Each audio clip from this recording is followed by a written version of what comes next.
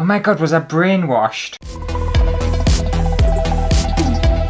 Hello everyone and welcome back to my channel. Now last month I embarrassed myself by taking a British citizenship test, even though I am British, and failing miserably. I thought that was like a fake sci-fi answer. Stop talking. I didn't realise the Doomsday Book was an actual thing. And my intention for today was to do an American citizenship test to see if I could get into their country, since I'm no longer allowed in my own. Let me in! However, when I was looking at kind of mock citizenship tests and stuff, they do theirs very differently from the UK. So theirs wasn't like a multiple choice quiz kind of format. It was very long-winded, write it all out or verbally speak about it. And I didn't understand anything. How I was going to do that when I know absolutely nothing or very little about America. So instead, I thought I would put my driving skills to the test and try and pass an American driving test. Okay. And I consider myself a very good driver, and I'm going to be livid if I don't pass this one. And feel free to play along with us. Get a pen and paper, jot some answers down, and see if you can beat us. And I'm feeling very confident about this one, and A, I think I'm going to ace it, and B, I don't think anyone's going to beat us. So this is a challenge. Okay, so I'm on a website called usdriving.net, and on here it has a wide range of different kind of practice exams and tests and stuff. And I'm assuming in America they do things similar to in the UK. So in the UK we have a theory test, which is known all about kind of road signs and the rules of the road and stuff like that. We also have a hazard perception test, which is like a weird thing where you have to kind of click when there's hazards on the screen and stuff. I don't know whether they still do that, I think they do. And then we have our practical test. And just for context, I passed my theory and my hazard perception on the first try, and I failed my practical exam on the first try, but I passed it on the second time. And apparently if you pass it on the second time, it means you're a better driver. That's what they say. I'm not going to say like I'm amazing or anything, but if word of mouth wants to say that I'm amazing at driving, I'm totally cool with that. Anyway, I think we'll go for 20 questions and we'll do practice driving test number 5. Let's begin. Oh good, it's not timed either, that's fab. The amount of space you need to cross traffic depends on the road and weather conditions and oncoming traffic, presence of a stop sign, use of your turn signals, cars behind you. The amount of space you need to cross traffic, as in like go across the traffic, I'm assuming. I would personally say road and weather conditions and oncoming traffic. Yeah, it's probably A. I'm gonna go for A. Yes! Yeah! Off to a great start, I'm already winning. Oh, there's 30 questions on this. I'm only going to do 20, I'm not going to do 30. I'm going to get a pen and paper just in case it doesn't tell us my results. Calm down. Okay, time for question 2. If you drive after drinking, be aware that alcohol affects A, your coordination, B, your vision, C, your judgment, D, all of these. I hope we all know this one, and I feel like it's just very easy, but it's clearly D, all of these. Yeah, I didn't even need to second guess myself or anything. Question number 3. You must obey instructions from school crossing guards. A, at all times. B, only during school hours. C, unless you do not see any children present. I'm assuming a school crossing guard is like a lollipop lady. So we have lollipop ladies. Although you can be a lollipop man. And they have like a lollipop stick and it tells you when to stop for the traffic. I'm talking about this out loud and I realise how ridiculous that sounds that we have lollipop men and women. It's just like a proper cute term, isn't it? But we have lollipop men and women who put the little stick out to tell you to stop, and it's like this big pole with a circle on it, and then they cross the kids on the road and then they scoot off when you're allowed to go. What's your problem? You can't be in a hurry. So I'm assuming you must obey them, yeah, probably at all times, I would have thought. Do you think? Do they have the power? I'm gonna put it all times. Ah, yeah, I'm right. Ooh. Okay, question 4. When driving on slick roads, you should A, take turns more slowly, B, change lanes quickly, C, accelerate quickly, D, brake hard. Well, all of them are ridiculous apart from take turns more slowly, so I'm gonna go for the obvious one. Got it right. Question 5. If you see orange construction signs and cones on a freeway, you must, and I'm assuming a freeway is your equivalent of a motorway, we call them motorways, slow down because the lane ends ahead. Be prepared for workers and equipment ahead. C, change lanes and maintain your current speed. Do they not have anything else? Do they not have like another sign that tells you what's happening ahead? Just cones? I'm gonna put be prepared for workers and equipment ahead, because I feel like if it was slow down because the lane ends ahead, it would have signs telling you that. They're not just gonna whack a few cones out. So I'm just gonna say be prepared for the workers and equipment ahead. Yeah! Common sense, you see? Common sense. It's all about the common sense. Something I usually lack. Okay. Question 6. When driving through a work zone, it is a good safety practice to A. Drive close to the vehicle in front of you to keep traffic flowing freely. B. Shorten your usual following distance by about half. C. Turn on your cruise control. D. Lengthen your usual following distance by double. Well, it's not going to be A. You don't drive close to another vehicle. It's not turn on cruise control. Lengthen it by double or lengthen it by half. Oh, that's shorten your usual following. No, it's going to be lengthen. Yeah, because you want more space in between the cars. So I'm going to go for D. Oh, I'm such a good driver. I told you I was a really good driver. This is also like really common sense. This is really easy. If these are actually the questions you get asked on an American theory test, it's just a million times easier than the UK equivalent. The UK one is actually, I wouldn't say it's hard, but it's a lot harder than this. This is piss easy. It sure would be a shame if something happened to your pretty little key witness. Question 7. When attempting to stop on a slippery road, the best action to take is to apply the brakes quick and firmly, apply the brakes in slow steady strokes, shift to a lower gear, do not use the brakes, shift into neutral, do not use the brakes. You don't want to brake firmly and quickly. I suppose it depends how slippery the road is, because actually people might think you're supposed to brake, but if I was saying this and I was driving on like a really icy road, I would shift it to a lower gear and try not to use the brakes. That's what I would do. So I'm gonna go for that one, because if you brake, your car's more likely to kind of skid on the road. It's wrong! Excuse me. What was the right answer? It's not apply the brakes in slow steady strokes. Oh, you bitch. I do not agree with that. If I was driving on an icy road, I would lower down the gears rather than put brakes on. Yeah, fair enough, I'm going to lightly tap my brakes, but I'm also going to lower down the gears. Or do I go up the gears? I'm not sure, but I got that one wrong, unfortunately. That was my own fault. Okay, question number 8. This sign means, and it looks like a person with a bag and another person with a bag crossing the road. So A, pedestrians only, no vehicle traffic. B, school advance warning, you are entering a school zone. C, pedestrian crossing ahead. D, pedestrians ahead warning sign. I don't actually know what that sign means. It's not a school one, and it's not pedestrians only, no vehicle traffic. I think it's either going to be a pedestrian crossing ahead or pedestrians ahead warning sign. I feel like A slut. it's more likely to be a crossing rather than just alerting you that there might be some pedestrians ahead, because obviously. So I'm going to go for a crossing. Ah, what? Was it a pedestrians ahead warning? What was it? It was a school advance warning. That doesn't look like a school sign to me. That just looks like regular people. Is it because they've got bags? Does that mean school in America? I don't think our signs look like that. Also, that sign's like a really weird shape. I feel like all of our signs are either circle or like triangle, but that, it looks like a little house. Quite like it. Okay, question number 9. If someone is driving aggressively behind you, you should A, try to get out of the aggressive driver's way. B, stare at the driver as he or she is passing you. C, speed up as he or she is passing you. D, block the passing lane. No, there should be another one on there. There should be option E. Slow down to the point where the other driver has to stop and then pull the other driver behind you out the car and beat them to shit.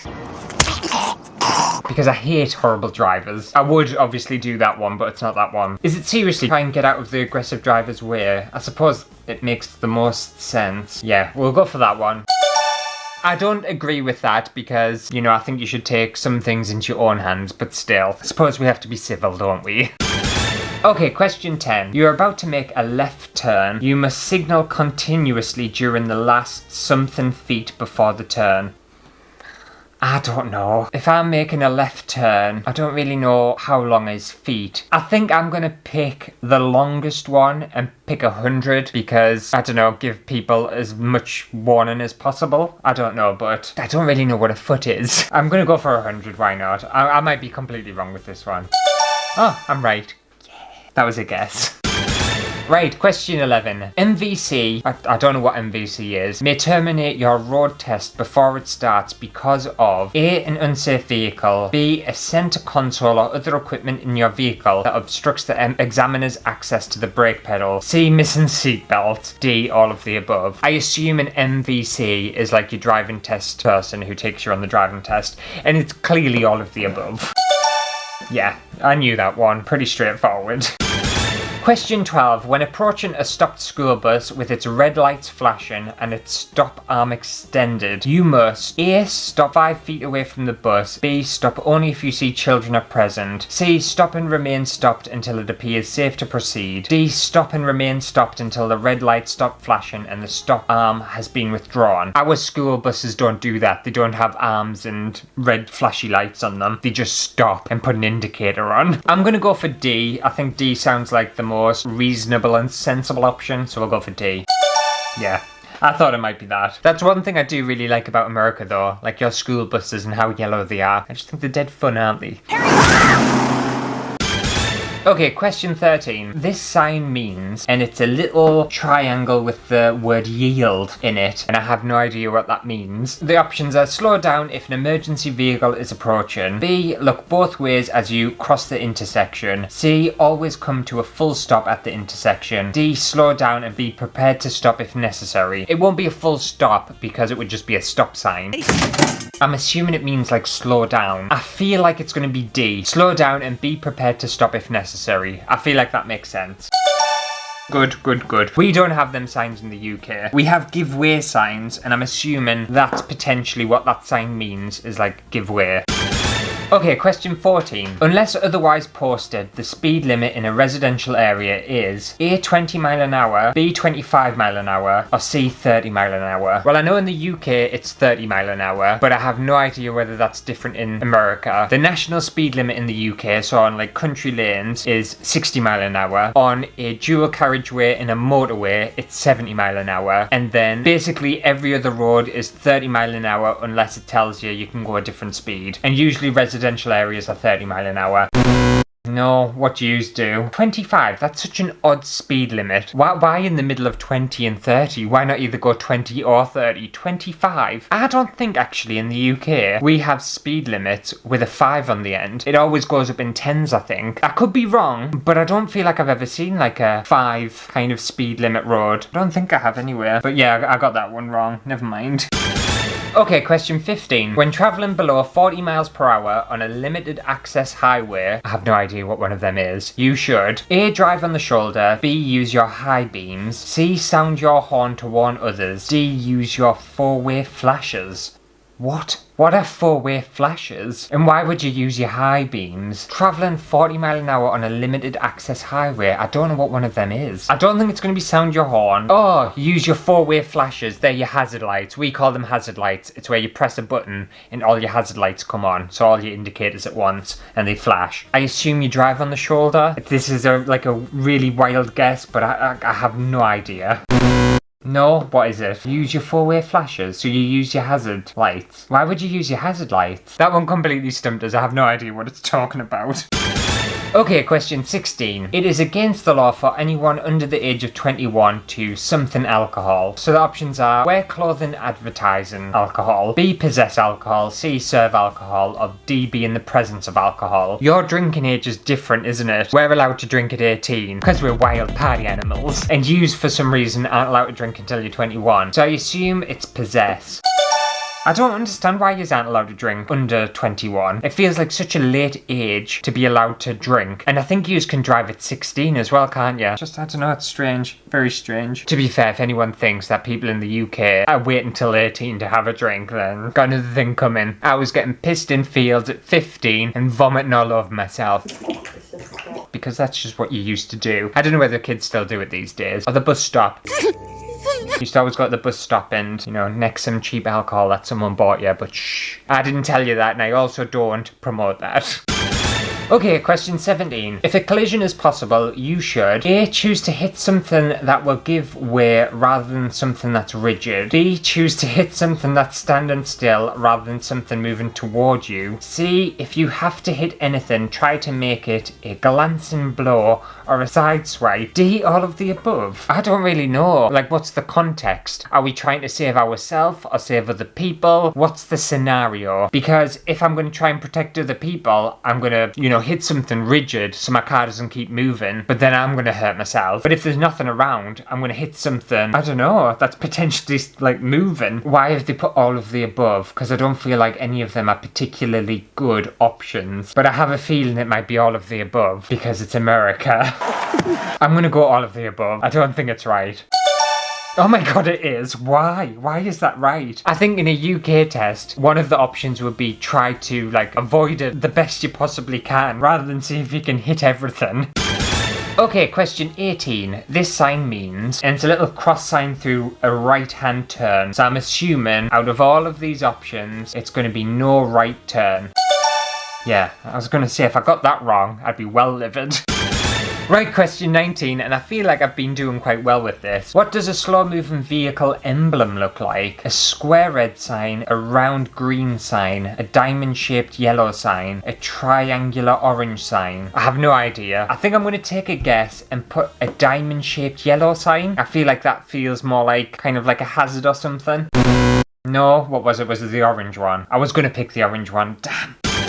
Okay, moving on to the final question. It's question number 20. Anything that requires you to blank could cause you to crash. A. Take your eyes off the road. B. Take your hands off the wheel. C. Take your attention away from the driving task. Or D. All of the above. And I hope we all know the answer to that one because it's pretty obvious and it's going to be D. Yeah. Okay, well, I don't think I did too bad with that. Alright, I'm going to tally up my score. Give us 1 second. Okay, so I got 15 out of 20, and I'm going to work that out as a percentage as well, because I feel like America have quite, high percentage pass rates. How do I even work out a percentage? You stupid c***. Oh, well, it would be 75%, wouldn't it? Yeah, so I got 75%. I don't know whether that's a pass. Is that a pass? So 32 states have a passing score of 80%. I was short. Where could I pass my test at then? Okay, so I can pass and officially drive in the District of Columbia, in Georgia, in Massachusetts, in Michigan, in New Mexico, New York, Ohio, Texas, and that's it. I can still drive in some states, so that's nice. All the others I would, obviously fail. But let me know how you did. You were aiming for over 15 and over 75%. Did you do better than me? And if you already live in America and you already have a driving license, it's not fair because you probably did way better on that than I did. In fact, I have a feeling I've still got my theory test somewhere, and I'm wondering how well I did. Give me 1 second, I'm going to hunt around for my theory test, see if I've still got it, and see how I did on it. You know what? I can't find my theory test. I'm pretty sure I do have it, but I have just found this. I found all of my old student profile reports from year 8, I think. And I've also found this, and I didn't even know I had this. It's from 2004. I don't know what I did or when I did it, but I've got a certificate from the Royal Electrical and Mechanical Engineers Certificate of Achievement is awarded to me on the 20th of October 2004. Lieutenant Colonel J.M. Edwards, OBE, Staff Officer 1, Recruiting and Personal Development from the Army. When did I do this? Did someone try and recruit me to be part of the Army? Oh my god, was I brainwashed? Maybe that's how they get people to join the Army. I can't even remember doing this. Oh my god. That's like a cult, isn't it? I'm glad that didn't progress and go any further. Can you imagine me in the Army? I wouldn't last 2 seconds. Bend over. What did I even do to get that? Yeah, spank me. I have no idea. That's so weird. Why do I keep so much stuff? But anyway, I can't find my theory test. But that just about does it for today's video. Hopefully you have enjoyed it. If you did, make sure to give it a thumbs up. And let me know down in the comments if there's any other kind of tests or stuff you want me to try out. I am working on doing another citizenship test. Because obviously I'm not allowed in my own country, so I need to find somewhere else to live. I'm thinking of trying an Australian one. I feel like I could get into there. And then if not, I might try Canada. And then if I can't get into Canada, then maybe somewhere tropical. Maybe it's a tropical island somewhere. That would be nice. But anyway, I'm going to go away and ponder my future. But I'll see you next week for a brand new video.